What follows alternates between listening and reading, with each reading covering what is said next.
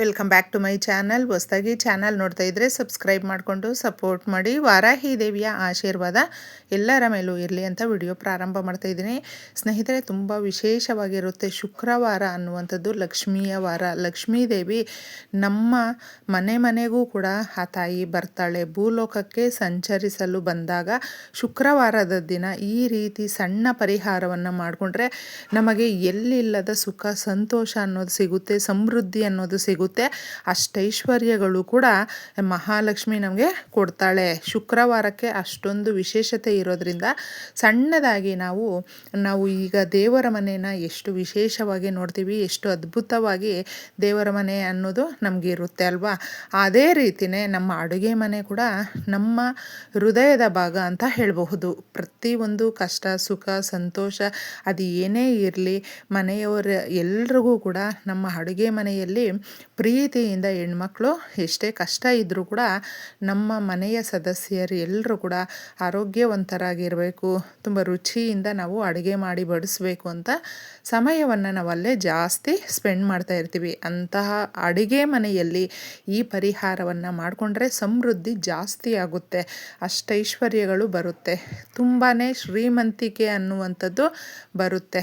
ಕಡು ಬಡತನದಲ್ಲಿದ್ದರೂ ಕೂಡ ಈ ಪರಿಹಾರವನ್ನು ಯಾರು ಮಾಡ್ಕೊಳ್ತಾರೋ ಅವರ ಮನೆಯಲ್ಲಿ ಅವರು ಏನು ಅಂದುಕೊಂಡಿರ್ತಾರೆ ನೋಡಿ, ಪ್ರತಿಯೊಂದು ಕೂಡ ಅವ್ರಿಗೆ ಒದಗಿ ಬರುತ್ತೆ. ಸ್ನೇಹಿತರೆ, ತುಂಬಾ ಚೆನ್ನಾಗಿರುತ್ತೆ ಈ ಪರಿಹಾರ. ಏಕೆಂದರೆ ನಮ್ಮ ಅಡುಗೆ ಮನೆಯಲ್ಲಿ ನಾವು ಲುಕ್ಸ್ತಾ ಇರ್ತೀವಿ, ಈ ಪಾತ್ರೆಗಳು ಹಾಗೆ ಇಟ್ಬಿಟ್ಟಿರ್ತೀವಿ. ಆದರೆ ಶುಕ್ರವಾರ ಯಾವುದೇ ಕೆಲಸ ಹೇಗಿದ್ದರೂ ಕೂಡ ಅಡುಗೆ ಮನೆಯನ್ನು ಪ್ರತಿದಿನ ನಾವು ಎಷ್ಟು ನೀಟಾಗಿ ಇಟ್ಕೊಂಡಿರ್ತೀರೋ ಆ ಶುಕ್ರವಾರಕ್ಕೂ ಕೂಡ ಅಷ್ಟೇ ವಿಶೇಷತೆ ಇರೋದ್ರಿಂದ ಯಾವ ಜಾಗದಲ್ಲಿ ತುಂಬಾ ನೀಟಾಗಿ ಇರುತ್ತೋ ಆ ಜಾಗಕ್ಕೆ ಶ್ರೀ ಮಹಾಲಕ್ಷ್ಮಿ ಮನೆ ಒಳಗಡೆ ಬರ್ತಾಳೆ ಅಂತ ಹೇಳಬಹುದು. ಜ್ಯೇಷ್ಠಾದೇವಿ ಯಾವ ಜಾಗದಲ್ಲಿ ಇರ್ತಾಳೆ ಅಂದರೆ, ನಾವು ಪಾತ್ರೆಗಳನ್ನು ಹಾಗೆ ಬಿಟ್ಬಿಡೋದು, ಯಾವ ಜಾಗದಲ್ಲಿ ನೀಟಾಗಿರೋದಿಲ್ವೋ, ಹೈಜೀನಿಕ್ಕಾಗಿ ಕಾಪಾಡ್ಕೊಂಡು ಬರೋದಿಲ್ವೋ ಆ ಜಾಗದಲ್ಲಿ ಜ್ಯೇಷ್ಠಾದೇವಿ ಇರ್ತಾಳೆ. ಅದಕ್ಕೋಸ್ಕರ ನಾವು ಅಡುಗೆ ಮನೆಯಲ್ಲಿ ಕೆಲಸ ಮಾಡ್ತಾನೆ ನೀಟಾಗಿ ಇಟ್ಕೊಂಡ್ಬಿಟ್ರೆ ತುಂಬಾ ನಮ್ಮ ಮನೆಯಲ್ಲಿ ಅಭಿವೃದ್ಧಿ ಜಾಸ್ತಿ ಆಗುತ್ತೆ. ಅಡುಗೆ ಮನೆಗೂ ನಮ್ಮ ಮನೆಯ ಏಳಿಗೆಗೂ ತುಂಬಾ ಸಂಬಂಧ ಇದೆ ಅಂತ ಹೇಳಬಹುದು. ಏಕೆಂದರೆ ಮನೆಯ ಯಜಮಾನರಿಗೆ ತುಂಬ ಆರೋಗ್ಯವಾಗಿರ್ತಾರೆ. ದುಡಿಯುವಂಥ ಯಾರೇ ನಮ್ಮ ಮನೆಯಲ್ಲಿ ಸದಸ್ಯರಿದ್ದರೂ ಕೂಡ ಆದಾಯ ಜಾಸ್ತಿ ಆಗುತ್ತೆ. ನಾವು ಅಂದ್ಕೊಳ್ತೀವಿ ನಮ್ಮ ಯಜಮಾನರಿಗೆ ಯಾವುದೇ ರೀತಿಯಾದಂಥ ಅವಕಾಶಗಳು ಬರ್ತಾ ಇಲ್ಲ, ಆದಾಯ ಹೆಚ್ಚಾಗ್ತಾ ಇಲ್ಲ, ನಾವು ಏನು ಒಂದು 10 ರೂಪಾಯಿ ದುಡಿತಾ ಇದ್ದೀವಿ ಅಂದರೆ 100 ರೂಪಾಯಿ ಸಾಲ ಮಾಡ್ಕೊಳ್ತಾ ಇದ್ದೀವಿ, ಯಾಕಪ್ಪ ನಮ್ಗೆ ಈ ರೀತಿ ಆಗ್ತಾ ಇದೆ ಅಂತಂದ್ಬಿಟ್ಟು ಒಂದೊಂದು ಸಾರಿ ನಮಗೆ ಕಷ್ಟ ಅನಿಸುತ್ತೆ. ಅಂದರೆ ನಕಾರಾತ್ಮಕ ಶಕ್ತಿಗಳ ಪ್ರಭಾವದಿಂದ, ನಮಗೆ ನರದೃಷ್ಟಿಯ ಪ್ರಭಾವದಿಂದ ಸಾಕಷ್ಟು ಈ ರೀತಿಯ ಕಷ್ಟಗಳನ್ನು ನಾವು ಪಡ್ತಾ ಇರ್ತೀವಿ. ತುಂಬ ಜನರ ದೃಷ್ಟಿಗಳಿಂದನೇ ಅವರು ಏಳಿಗೆ ಆಗೋದಿಲ್ಲ ಸ್ನೇಹಿತರೆ. ಹೌದು, ಯಾಕಂದರೆ ನಮ್ಮ ಸಂಬಂಧಿಕರು, ನಮ್ಮ ರಿಲೇಷನ್ಸು, ನಮ್ಮ ಸ್ನೇಹಿತರು ಯಾರೇ ಇರಬಹುದು, ಅಂದರೆ ನಮಗೆ ಗೊತ್ತಿರುವಂಥವರೇ ಇರಬಹುದು, ಅವರುಗಳು ನಮ್ಮನ್ನು ನೋಡ್ತಾನೆ ಒಳ್ಳೆ ಬಟ್ಟೆ ಹಾಕ್ಕೊಳ್ತಾ ಇದ್ದಾರೆ, ಒಳ್ಳೆ ಬಿಸ್ನೆಸ್, ಒಳ್ಳೆ ಕೆಲಸ, ಒಳ್ಳೆ ದುಡ್ಡು ಚೆನ್ನಾಗಿ ಓಡಾಡ್ತಾ ಇದೆ ಇವ್ರ ಹತ್ರ ಅನ್ನೋ ಥರ ನಮ್ಮ ಬಗ್ಗೆ ಮಾತಾಡ್ತಾ ಇರ್ತಾರೆ. ಅದಕ್ಕೆ ನಮ್ಗೆ ಆಗ ಏನಾಗುತ್ತೆ ಅಂದರೆ ಆ ನಕಾರಾತ್ಮಕ ಶಕ್ತಿಗಳು ಎಲ್ಲವೂ ಕೂಡ ನಮ್ಮ ಮನೆಗೆ ಬರುತ್ತೆ. ಇದು ನಿಜವಾಗ್ಲೂ ನೀವು ನಂಬಲಿ ಬಿಡಲಿ, ಈ ರೀತಿಯ ಪರಿಸ್ಥಿತಿಗಳು ನಾವೆಲ್ಲರೂ ಒಂದಲ್ಲ ಒಂದು ರೀತಿಯಲ್ಲಿ ಪಡ್ತಾನೆ ಇರ್ತೀವಿ ಆ ಕಷ್ಟಗಳು. ಆದರೆ ನಮ್ಗೆ ಅದ್ರ ಬಗ್ಗೆ ಗೊತ್ತಿರೋದಿಲ್ಲ. ಏನೋ ತೊಂದರೆ ಬಂದಿದೆ ಅದಕ್ಕೆ ಬಿಡು ಅಂತಂದ್ಬಿಟ್ಟು ನಮ್ಮ ಜೀವನ 6ಕ್ಕೆ ಹತ್ತುತ್ತಾ ಇಲ್ಲ, 3ಕ್ಕೆ ಇಳೀತಾ ಇಲ್ಲ, ಏನು ಮಾಡಿಕೊಂಡ್ರೂ ಕೂಡ ಸಕ್ಸಸ್ಸೇ ಆಗ್ತಾಯಿಲ್ಲ, ಒಂದು ಪೈಸೆ ಕೂಡ ನಾವು ಕೂಡಿಡೋದಕ್ಕಾಗ್ತಾ ಇಲ್ಲಪ್ಪ ಅನ್ನುವಂಥವರು ಈ ರೀತಿ 3 ಶುಕ್ರವಾರಗಳು ಮಾಡ್ಕೊಂಡ್ಬಿಡಿ.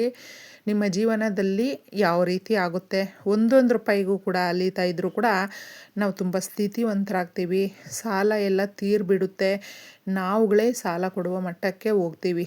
ಈಗಿನ ಕಾಲಮಾನದಲ್ಲಿ ಚಿನ್ನ ಎಷ್ಟು ಬೆಲೆ ಇದೆ ಅಂತ ಪ್ರತಿಯೊಬ್ಬರಿಗೂ ಗೊತ್ತು. ಆದರೆ ಕಡಿಮೆ ಸಂಬಳ ದುಡಿತಾ ಇರುವಂಥವರು ಆ ಚಿನ್ನವನ್ನು ಸೇರಿಸಿ ಇಡೋದಕ್ಕಾಗೋದಿಲ್ಲ. ಆದರೆ ಆಸೆ ಅನ್ನುವಂಥದ್ದು ಇದ್ದೇ ಇರುತ್ತೆ. ಮಕ್ಕಳಿಗೋಸ್ಕರ ಮಾಡಿಡಬೇಕು, ಮಕ್ಕಳು ಮದುವೆಗೆ ಮಾಡಬೇಕು, ಈ ಥರ ನಾವು ಒಂದು ಯೋಚನೆ ಮಾಡ್ಕೊಂಡಿರ್ತೀವಿ. ಯಾವುದು ನಮ್ಮ ಕೈಗೂಡದೇ ಇದ್ದಾಗ ಆಗ ಕಷ್ಟ ಜಾಸ್ತಿ ಅನಿಸುತ್ತೆ. ಒಂದೇ ಸಾರಿ ನಮಗೆ ಸಕ್ಸಸ್ ಅನ್ನೋದು ಬಂದುಬಿಡೋದಿಲ್ಲ. ಆದರೆ ನಮಗೆ ಸ್ಟೆಪ್ ಬೈ ಸ್ಟೆಪ್ಪು ನಮ್ಮ ಮನೆಯಲ್ಲಿ ಅಭಿವೃದ್ಧಿ ಅನ್ನೋದು ಆಗಬೇಕು ಅಂದರೆ ತಪ್ಪದೆ ಶುಕ್ರವಾರ ಈ ಸಣ್ಣ ಪರಿಹಾರವನ್ನು ಮಾಡ್ಕೊಳ್ಳಿ. ಚೆನ್ನಾಗಿರುವಂಥ ಒಂದು ವೀಳ್ಯದೆಲೆಯನ್ನು, ಸ್ವಲ್ಪ ದೊಡ್ಡ ಸೈಜಲ್ಲಿರುವಂಥ ವೀಳ್ಯದೆಲೆಯನ್ನು ತಗೊಳ್ಳಿ.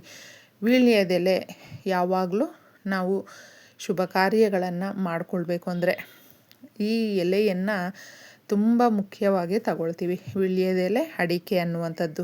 ಅದಕ್ಕೋಸ್ಕರ ಒಂದು ವೀಳ್ಯದೆಲೆಯನ್ನು ರಾತ್ರಿ ಎಲ್ಲ ಕೆಲಸಗಳು ಮಾಡಿ ಮುಗಿಸ್ಕೊಂಡ್ಮೇಲೆ ಮಾಡುವಂಥ ಅತ್ಯದ್ಭುತವಾದ ಪರಿಹಾರ. ಇದರಲ್ಲಿ ಎಷ್ಟೇ ನಕಾರಾತ್ಮಕ ಶಕ್ತಿಗಳಿದ್ದರೂ, ಎಷ್ಟೇ ದುಡ್ಡು ಕಾಸಿನ ಸಮಸ್ಯೆ ಇದ್ದರೂ, ಎಷ್ಟೇ ಆರೋಗ್ಯ ಸಮಸ್ಯೆ ಇದ್ದರೂ ಕೂಡ ನಮಗೆ ನಿಮಿಷಗಳಲ್ಲೇ ಹೊರಟೋಗ್ಬಿಡುತ್ತೆ. ಸ್ವಲ್ಪ ಕಲ್ಲುಪ್ಪನ್ನು ಹಾಕಬೇಕು. ಕಲ್ಲುಪ್ಪು ಸಮುದ್ರ ಗರ್ಭದಲ್ಲಿ ಸಿಕ್ಕಿರುವಂಥದ್ದು. ದುಡ್ಡು ಕಾಸು ಕೂಡಿಡೋದಕ್ಕಾಗ್ತಾಯಿಲ್ಲ.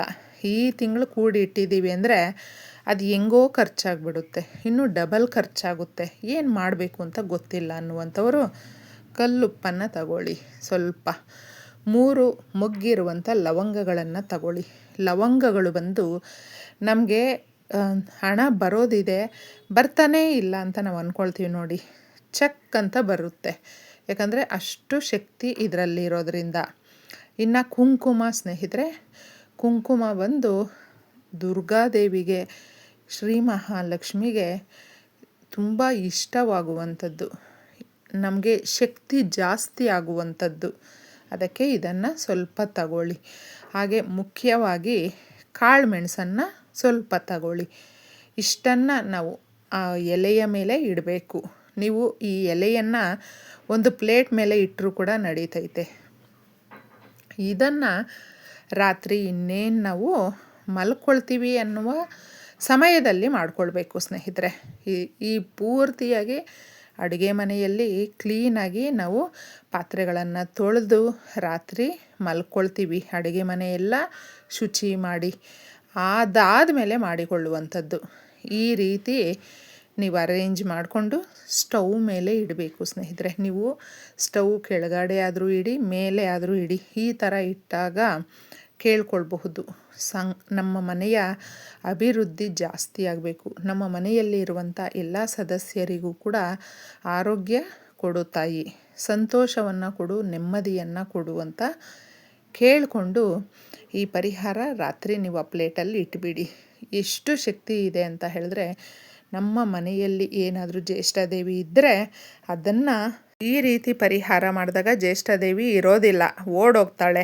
ಯಾವುದೇ ದರಿದ್ರ ಇದ್ದರೂ ಕೂಡ ಎಲ್ಲವೂ ದೂರ ಆಗುತ್ತೆ. ಮಾರನೇ ದಿನ ತಗೊಂಡೋಗಿದೆ ಇದನ್ನು ಎಲ್ಲಾದರೂ ಗಿಡಗಳು, ಹಚ್ಚ ಹಸಿರು ಗಿಡಗಳ ಹತ್ರ ಇಟ್ಬಿಟ್ಟು ಬಂದುಬಿಡಿ. ಇಷ್ಟೇ ಸುಲಭವಾಗಿ. ಎಲ್ರಿಗೂ ಒಳ್ಳೆಯದಾಗಲಿ. ಧನ್ಯವಾದಗಳು.